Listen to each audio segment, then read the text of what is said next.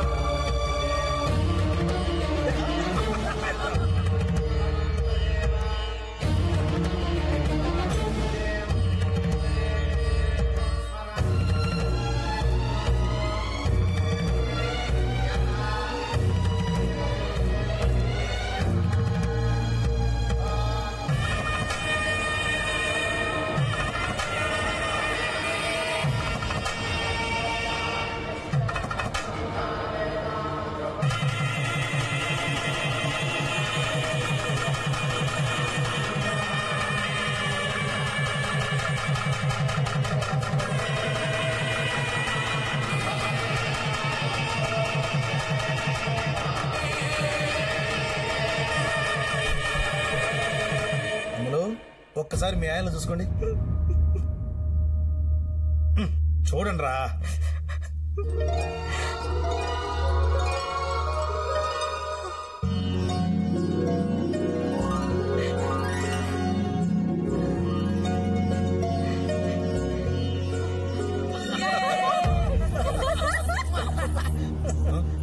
ఇదేంటి బాగారు పిల్లలు మారిపోయారేంటి? వాళ్ళు అలాగే ఇష్టపడారు బాబు. వాళ్ళు అలాగే ఇష్టపడరేంటి? నా కొడుకు మీ కూతురుగా చేసుకోవాల్సింది. మీ అబ్బాయి కూడా మా తమ్ముడు కూతుర్ని ఇష్టపడ్డాడు బాబు గారు. మా అబ్బాయిని అది కాదు బాబు గారు, పిల్లలు వాళ్ళ మనసు అంటే నీకు తెలుసు అన్నమాట. అంటే బాబు గారు అది అంటే నాకు చెప్పలేదు అనమాట. చెప్తే మీరు కంగారు పడతారు. దొంగ నాటకాలు ఆడమాకోయో. ఇదిగో ఈ చుట్టుపక్కల 15 రోజుల్లో ఎవరినైనా సరే అరే తూరే అన్నాను గాని నిన్ను మాత్రం రంగారావు గారు బావ గారు అని పిలిచాను. మంచోడివి మహానుభావుడు మెడ మీద ఎక్కించుకుంటే కిందకి సరి నడ్డిర కొడతావా? నీ కూతురు నా కొడుకు చేతనం అని చెప్పి సంగలాగా వేసుకుని శుభలాకలు పనిచేసి ఊళ్ళో పిలిపించుకుంటే ఈ రోజులో నేను గొప్ప చేస్తావా? ఏం పెద్ద మర్చిపోయారు మాట్లాడుతూ మావయ్య వత్తాసు పలుకుతున్నాడండి. వత్తాసు యారా అంటే మీరు ఆడిని అని నాటకాలు అన్నమాట. నీ కారు ఎరగటం, నువ్వు హాస్పిటల్ ఉంటావు, ఇదిగో ఈ మాయలు మారటగా డాక్టర్ అంటావు. యారా నన్ను కోడిని పడుకోబెట్టేస్తావా? ఒరే నేను మెంటల్ మొండా కొడుకుంటా కోడి నాటకాలు ఆడరే. కన్న కొడుకు కన్న తల్లి కట్టుకున్న పిల్లలు అందరూ కలిసి ఫోన్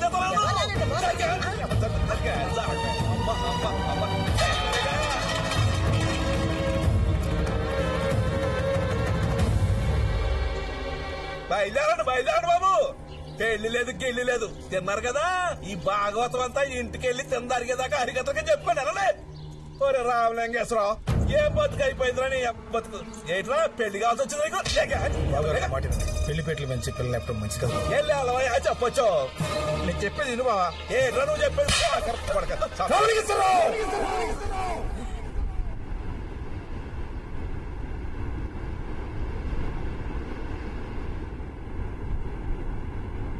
మనిషివా పశువా చెప్తారు కదా నీకు? ఏ కొడతావేంటి? నార్మల్ ఇంకొక మాట మాట్లాడావో చంపేస్తాను.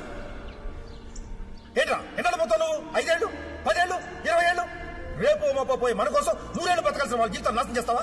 వాళ్ళని చూసి నేర్చుకోరా. మనం ఎక్కడ బాధపడతామని మన బోడి పెద్దరికం కోసం మన మర్యాద కోసం వాళ్ళ జీవితాన్ని బలేసుకోవడం సిద్ధపడ్డారా పాపం. అదృష్టం బాగుండబట్టి రాత్రి విషయం బయటపడింది. అప్పుడు అర్థమైందా ఎంత పెద్ద తప్పు చేశారని. అసలు ఎవడో ముక్కు ముఖం తెలియదు నీ కొడుకుని అడిగాను రా నా కూతురు నచ్చిందని చెప్పగానే చాలా సంతోషపడ్డారు. అంతేగాని గుండెల మీద పెట్టుకుని పిచ్చుకున్నారా నా కూతుర్ని. దాని మనసు తెలుసుకోలేకపోయారు. కనీసం అబ్బాయి నచ్చారని కూడా అడగలేదు.